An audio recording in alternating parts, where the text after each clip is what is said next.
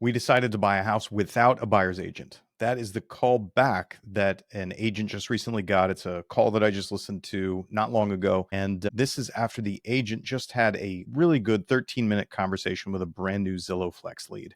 Then the lead calls him back and says, "Hey, cancel that appointment. We decided we're not going to buy using a buyer agent."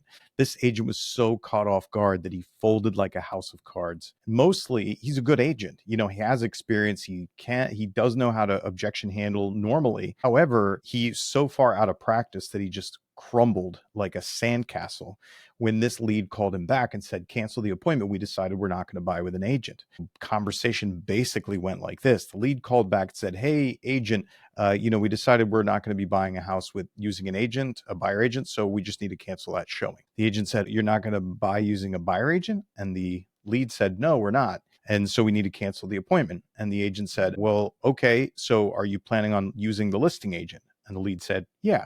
Then the agent said, "Well, you know that the listing agent works for the seller, right?" The lead said, "Yeah." And then the agent, this is when he was just totally stuck back against the wall, didn't expect it, didn't see it coming. And then he just said, "Okay, well, let me know if it doesn't work out for you." And I nearly fell out of my chair. I could not believe that this agent just totally let this fish off the hook. And the biggest culprit is that he wasn't practicing, he wasn't role playing, he wasn't prepared to be hit sideways, because this agent knows that he should have unpacked it. He knows he should have asked questions like, "What's the advantage to not using an agent?" Or, "How did you decide to not use an agent? What will working with the listing agent do for you? Is there an advantage to working with the listing agent?" So just even some of the basic starters of an objection handling, like unpacking the lead and understanding their perspective, totally just was lost to him. He couldn't access that information or that skill set in the moment because he just wasn't ready to be hit blindsided like that. So